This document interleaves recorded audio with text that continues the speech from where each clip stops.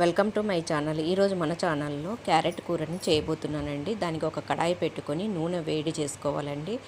నూనె వేడెక్కిన తర్వాత జీలకర్ర ఆవాలు వేయించుకోవాలి. అవి చిటపటలాడేలోపు పచ్చిశనగపప్పు మినపప్పు కూడా గోల్డెన్ బ్రౌన్ కలర్ వచ్చేంత వరకు వేయించుకోవాలి. తర్వాత కరివేపాకు వేసుకోవాలి. అది వేగిన తర్వాత సన్నగా తరిగిన క్యారెట్ ముక్కల్ని వేసుకొని కలుపుకోవాలండి. ఇలా క్యారెట్ కూర చాలా బాగా ఉంటుందండి, తొందరగా అయిపోతుందండి. తర్వాత కూరకు తగినంత ఉప్పు, కారము, పసుపు వేసుకోవాలండి. క్యారెట్ కూరకు ఎక్కువ మసాలాలు ఏం అవసరం లేదండి. ఇట్లా ఉప్పు కారము వేసుకొని చేసుకుంటే చాలా బాగా ఉంటుందండి. అందుకే ఎండు కొబ్బరితో చేసుకున్నానండి.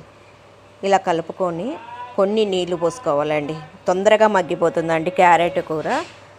తర్వాత మూత పెట్టుకొని మగ్గిన తర్వాత ధనియాల పొడి వేసుకోవాలండి. ధనియాల పొడి వేసుకున్న తర్వాత ఎండు కొబ్బరిని మిక్సీలో పొడి చేసుకున్నానండి. ఇలా పొడి వేసుకోవాలండి.